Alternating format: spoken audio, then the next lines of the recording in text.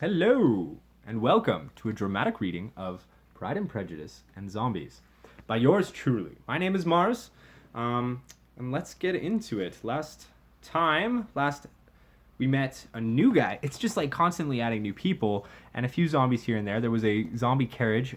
Poor Penny McGregor. Oh, she got her head eaten open by some zombies, and then Elizabeth tossed her basically her new cousin, Mr. Collins's pipe, and threw it down the ravine, and there was a bunch of oil on the ground where the carriage was, and it just and all the zombies roasted. And then they went into town and they met some soldiers, and the girls are like, "Ooh, men in uniform." And then they see a new guy. Who's this new guy? I don't know, but he's hot. He's good. He's well fit. Ooh, he's gonna be a lieutenant, and his name is Mr. Wickham. Well, seems like we need to invite him to a party. So that's exactly what they did, but it's at Mrs. Phillips' place in I don't know, an aunt of sorts. And then, yeah, that's where we left. So chapter 16, Pride and Prejudice and Zombies. As no objection was made to the young people's engagement with their aunt, the coach conveyed Mr. Collins and his 5 cousins at a suitable hour to Meryton. As they passed the croquet grounds and scorched acres of woods that marked Penny McGregor's final resting place, the idle chatter that had engaged them thus far was suddenly ended, for all 6 could think of nothing but the news which had only that morning reached them at Longbourn. Penny's father, mad with grief, had thrown himself into a vat of boiling perfume. By the time his apprentices pulled him out, he was so badly disfigured and rendered blind. Doctors were unsure if he would survive or if the stench would ever leave him. All sat in reverent silence until they reached the outskirts of Meryton. Oh my god. That poor man. That is a brutal way to go. Upon reaching their destination, Mr. Collins was at leisure to look around him and admire, and he was so much struck with the size and furniture of the apartment that he declared he might almost have supposed himself in one of Lady Catherine's drawing rooms. Mrs. Phillips felt all the force of the compliment, being herself quite aware that Lady Catherine's proclivity for slaying the sorry-stricken, which she dare thought exceeded that of her own nieces.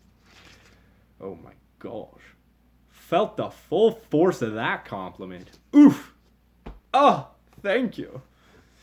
In describing to her all the grandeur of Lady Catherine and her mansion, which had received considerable improvements, including a grand dojo and new quarters for her private guard of ninjas, Mr. Collins was happily employed until the gentlemen joined them, and he found in Mrs. Phillips a very attentive listener, whose opinion of his consequence increased with what she heard, and who was resolving to retail it in all among her neighbors as she could. To the girls, who could not listen to their cousin without taking a silent inventory of the countless ways they could kill him, the interval of waiting appeared very long. It was over at last, however. The gentleman did approach, and when Mr. Wickham walked into the room, Elizabeth felt as if she had just been stunned by a devastating roundhouse kick. Such was his effect on her, that those traits of her sex, despite all her training, remained susceptible to influence. The officers of the Shire were in general very creditable, gentlemanlike set, but Mr. Wickham was as far beyond them in person, countenance, air, and walk, as they were superior to the broad-faced, stuffy Uncle Phillips, breathing port wine, who followed them into the room. Mr. Wickham was the happy man toward whom almost every female eye was turned, and Elizabeth was the happy woman by whom he finally seated himself. And the agreeable manner in which he immediately fell into conversation, though it was only on its being a wet night, made her feel through the most commonest, dullest, and most threadbare topic might be rendered interesting by the skill of the speaker. Ah, interesting. Okay. Well, he's charming. He's a charming man, this Wickham. Who knows? I wonder what's his story. He's gonna turn into a zombie? Huh? Maybe. Maybe he's an asshole. I don't know. All I know is Mr. Darcy is probably super jealous because he got the hots for Elizabeth. With such rivals for the notice of the fair as Mr. Wickham and the officers, Mr. Collins seemed to sink into insignificance. To the young ladies he certainly was nothing, but he had, still at intervals, a kind listener in Mrs. Phillips, and was by her watchfulness most abundantly supplied with coffee and muffin. When the card tables were placed, he had the opportunity of obliging her in turn by sitting down to crypt and coffin. Oh yes, so Mr. Collins was like, "Oh, I want to marry one of the daughters," but all the daughters were like, "These guys are hot. These guys are hotter. You're annoying." Little baby boy talking about Catherine all the time. Just come here, Catherine.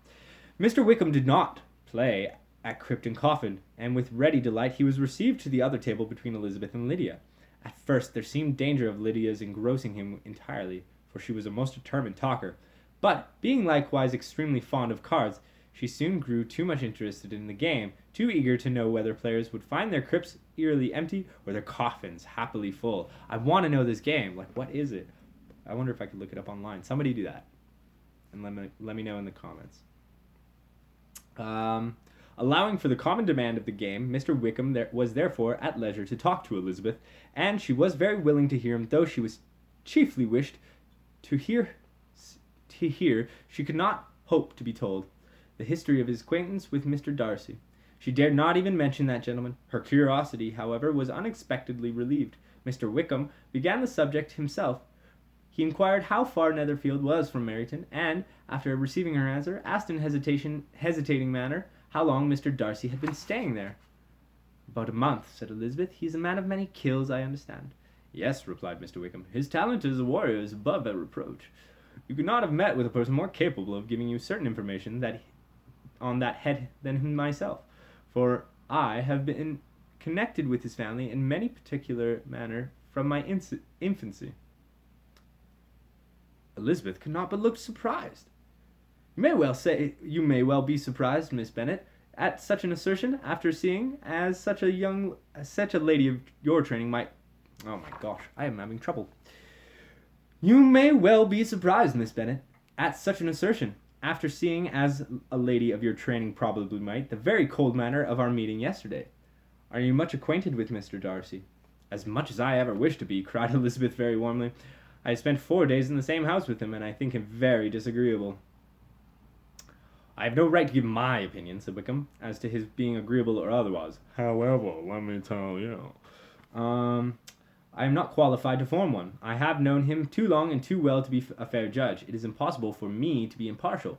But I believe your opinion of him would in general astonish, and perhaps you would not express it quite so strongly anywhere else, other than here in your own family. Upon my word, I say no more here than I might say in any house in the neighbourhood, except Netherfield. He's not at all liked in Hertfordshire. Everybody is disgusted with his pride. I hope your plans in favour of the shire will not be affected by his being in the neighbourhood. Oh, no, it is not for me to be driven away by Mr. Darcy. If he wishes to avoid seeing me, he must go. We are not on friendly terms, and it always gives me such pain to meet him, but I have no reason for avoiding him. We are, after all, both warriors, and it is beneath the honour of a warrior to shrink from the sight of any man. His father, Miss Bennet, the late Mr. Darcy, was one of the best zombie slayers that ever breathed, and the truest friend I ever had. And I can never be in company with this Mr. Darcy without being grieved by 1,000 tender recollections. His behaviour to myself has been scandalous, but I believe I could forgive him anything rather than his disappointing the hopes and disgracing the memory of his father.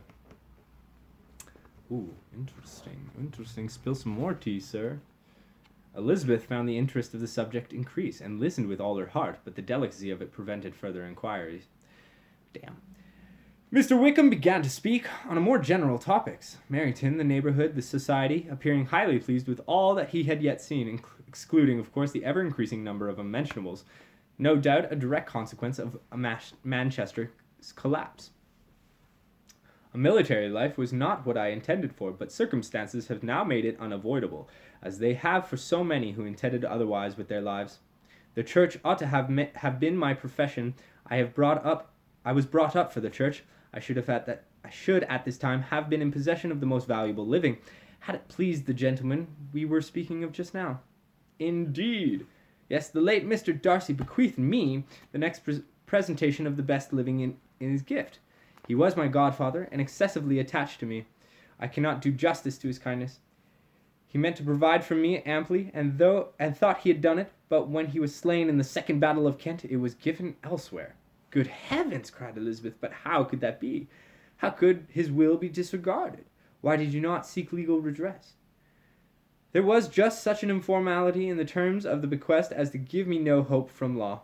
A man of honor could not have doubted the intention, but Mr. Darcy chose to doubt it, or to treat it merely as a merely conditional recommendation, and to assert that I had forfeited all claim to it by extravagance, imprudence, in short, anything or nothing. But the fact is that we are a very different sort of men, and that he hates me. This is quite shocking. He deserves to be felled at the end of a Zatoichi cane sword. A Totori Hanso sword. Some time or another he will be, but it shall not be by me. Till I can forget his father, I can never expose him or challenge him to a duel. Elizabeth honored him for such feelings, and thought him handsomer than ever as he expressed them. But what, she said after a pause, can have been this motive? What can have induced him to behave so cruelly? A thorough, determined dislike of me, a dislike which I cannot attribute in some measure to jealousy. Had the late Mr. Darcy liked me less, his son might have borne with me better. But his father's uncommon attachment to me irritated him, I believe, very early in life. He could find no fault with me, and I dare say it drove Darcy to resent my very existence. And when his father passed, he saw his opportunity to punish me for years of perceived injustice. I had not thought Mr. Darcy so bad as this, though I have never liked him. I never suspected him of descending to such malicious revenge, such injustice, such inhumanity as this. Mr. Wickham related to Elizabeth a tale from his youth, which he believed best illustrated the nature of that inhumanity. When he and Darcy were both boys of no more than 7 years old, the elder Darcy had taken a keen interest in their training. One day, during a daybreak spar, the younger Wickham landed a severe kick, which sent Darcy to the ground. The elder Darcy implored Wickham to finish his son with a blow to the throat. When the boy protested, the elder Darcy, rather than punishing him for insolence, praised his generosity of spirit. The young Darcy, embarrassed more by his father's preference than his own defeat, attacked Wickham when his back was turned, sweeping his leg with a quarterstaff and shattering the bones of both. Sweeping his legs with a quarterstaff and shattering the bones of both. It was nearly a year before he could walk without the aid of a cane. Oh my goodness. Can such abominable pride as his have ever done him good? Yes. It has often led him to be liberal and generous, to give his money freely and display hospitality, to assist his tenants and relieve the poor. He has also brotherly pride, which, with some brotherly affection, makes him very kind and careful guardian of his sister. What sort of girl is Miss Darcy? He shook his head. I wish I could call her amiable. It gives me pain to speak ill of a Darcy. But she is too much like her brother, very, very proud. As a child, she was affectionate and pleasing and extremely fond of me, and I have devoted hours and hours to her amusement. But she is nothing to me now. She is a handsome girl, about 15 or 16, and I understand highly skilled in the deadly arts. Since her father's death, her home has been London, where a lady lives with her, and superintends her training. A lady lives with her and superintends her training. After many pauses and many trials of the other subjects, Elizabeth could not help reverting once more to the first, and saying, I am astonished at his intimacy with Mr. Bingley. How can Mr. Bingley, who seems good humor itself, and is, I really believe, truly amiable, be in friendship with such a man? How can they suit each other? Do you know Mr. Bingley? Not at all. He is a sweet-tempered, amiable, charming man. He cannot know what Mr. Darcy is. The crypt and coffin party soon afterwards breaking up, the players gathered round the other table, and Mr. Collins took his station between his cousin Elizabeth and Mrs. Phillips. The usual inquiries as to his success was made by the latter. It had not been very great. He had found the majority of his crypts quite full of zombies, but when Mrs. Phillips began to express her concern thereupon, he assured her with much earnest gravity that it was not of the least importance, that he considered the money as a mere trifle, and begged that she would not make herself uneasy. Oh, they were putting money on the game. Damn. I gotta keep it interesting. I know very well, madame, said he, that when persons sits down to game of crypt and coffin, they must take their chances of these things happening. And happily I am not in such circumstances as to make 5 shillings any object. There are undoubtedly many who could not say the same, but thanks to Lady Catherine de Bourgh, I am removed far beyond the necessity of regarding little matters.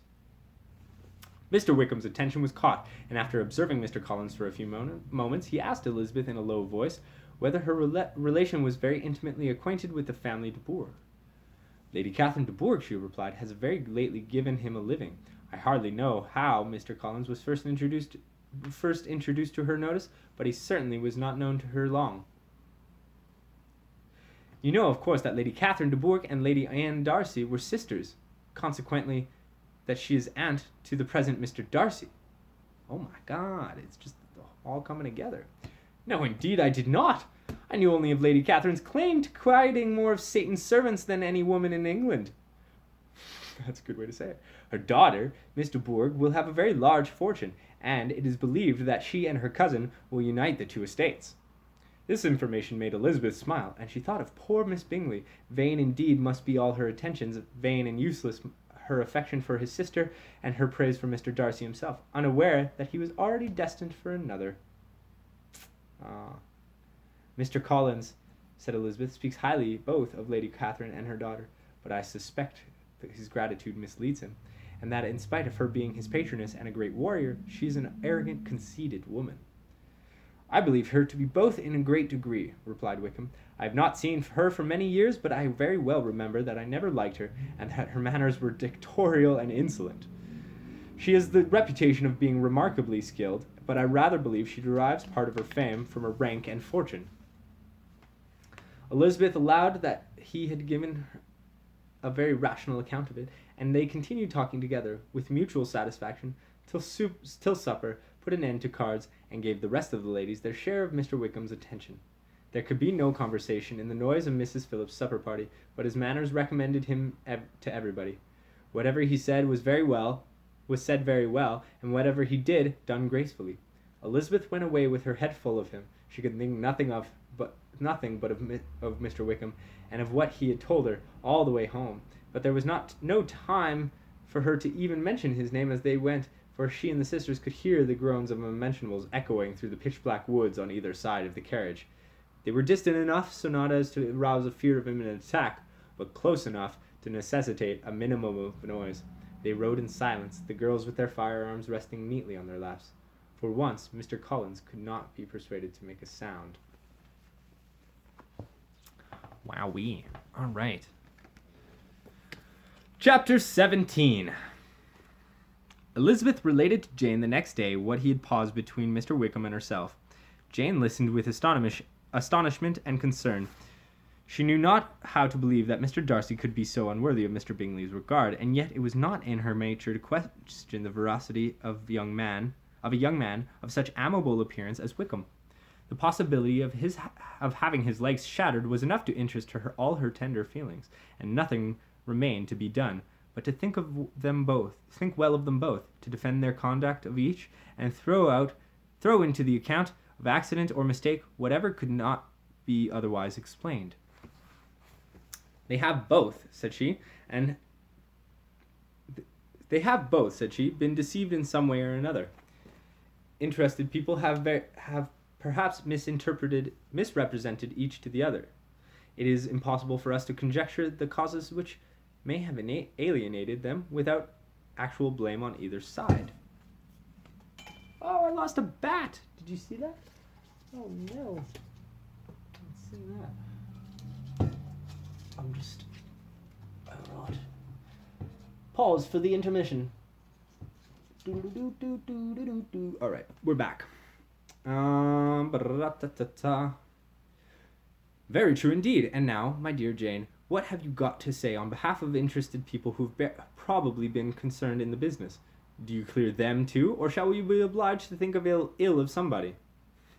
Laugh as much as you choose, but you will not laugh me out of my opinion. My dearest Lizzie, do but consider in what a disgraceful light it places Mr. Darcy to be treating his father's favourite in such a manner, one whom his father had trained in the deadly arts and promised to provide for. It is impossible. I can much more easily believe Mr. Bingley's being imposed on than that Mr. Wickham should invent such a history of himself as he gave me last night, names, facts, everything mentioned without ceremony? If it be not so, let Mr. Darcy contradict it. Besides, there was truth in his looks. It is difficult indeed, it is distressing, one does not know what to think. I beg your pardon, one knows exactly what to think. But Jane could not think with certainty on only one point, that Mr. Bingley, if he had been imposed on, would have been much to suffer when the affair became public, and may even feel a duel necessary to restore his honour. She could hardly bear the thought. Oh my gosh, a duel to the death. Why? So toxic, like that's just gonna kill people. That's not gonna solve anything. Oh well, I guess once they're dead, your problems are solved with them. But like, come on, you got to deal with like, oh, I killed him, but we could have just talked it. Not the point. The two young ladies were summoned from the dojo, where this conversation passed, by the arrival of the very persons of whom they had been speaking. Mr. Bingley and his sisters came to give them their personal invitation for the long-expected ball at Netherfield, which was fixed for the following Tuesday. Jane and Elizabeth were embarrassed to receive callers in their sparring gowns, but their unusual appearance did not deter the ladies from being delighted to see them, particularly their dear friend Jane. The ladies called it an age since they had met, and repeatedly asked what she had been doing with herself since the separation. To the rest of the family they paid little attention, avoiding Mrs. Bennet as much as possible, saying not much to Elizabeth and nothing at all to the others. They were soon gone again, rising from their seats with an activity which took their brother by surprise, and hurrying off as if eager to escape from Mrs. Bennet's civilities. Yeah, Mr. Bingley's sisters don't really like anyone but Jane in that family. The prospect of the Netherfield ball was extremely agreeable to every female of the family. Mrs. Bennet chose to consider it as giving in compliment to her eldest daughter, and was particularly flattered by receiving the invitation from Mr. Bingley himself, instead of a ceremonious card. Jane pictured to herself a happy evening in the society of her two friends and the attentions of their brother, and Elizabeth thought with pleasure of dancing at a great deal with Mr. Wickham, and of seeing a confirmation of everything in Mr. Darcy's look and behaviour. Ooh. I kind of want to see it too, honestly. Elizabeth's spirits were so high on this occasion that the thought that though she did not often speak unnecessarily to Mr. Collins, she could not help asking him whether he intended to accept Mr. Bingley's invitation, and if he did, whether he would think it proper to join in the evening's amusement, and she was rather surprised to find that he entertained no scruple whatever on that head, and was very far from dreading a rebuke either from the Archbishop or Lady Catherine de Bourgh by venturing to dance. I am by no means of the opinion, said he, that a ball of this kind, given by a young man of character, can have any evil tendency, and I shall hope to be honoured with the hands of all my fair cousins in the course of the evening, and I take this opportunity of soliciting yours, Miss Elizabeth, for the two first dances especially, a preference which I trust my cousin Jane will attribute to the right cause and not to any disrespect for her. I don't know, like he wants to dance with her.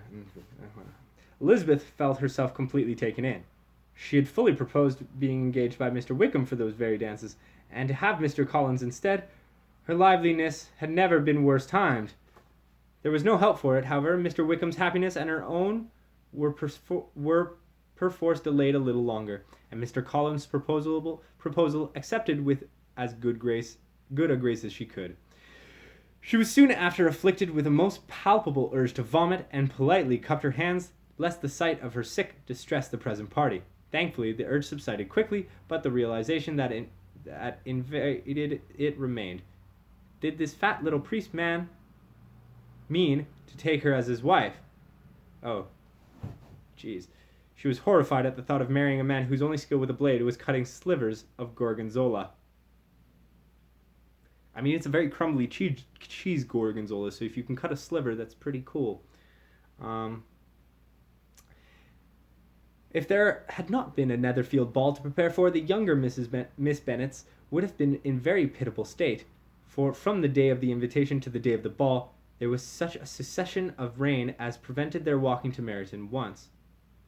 This earth was again soft and the dead numerous. No aunt, no officers, no news could be sought after. Even Elizabeth might have found some trial of her patience in weather which totally suspended the improvement of her acquaintance with Mr. Wickham, and nothing less on the dance on Tuesday could have made such a Friday, Saturday, Sunday, and Monday endurable to Kitty and Lydia. What do we have?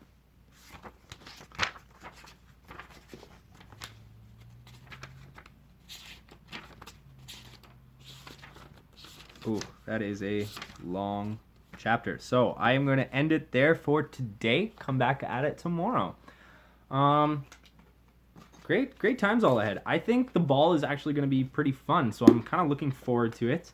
Not a lot of days left till Halloween. I hope I can finish it before then. If I can't, I will just continue going on into November. But I think I'm just going to do a few episodes a day and just bust it out. So, stay focused, right? Motivation, stay focused. That's what this is all about anyways. It's not really about getting the views or anything. It's more about finishing a book. I haven't been able to finish a book in a while, actually. So this is kind of helping motivate me. So it's nice that you're here to join me with it. I'm like, it's always great to have an audience, even if you're not in the room with me. You're still part of it. I know a few of you in real life are watching this too, so we can always talk about it later. Anyways, I'm getting ahead of myself. Until next time on Pride and Prejudice and Zombies. Bye.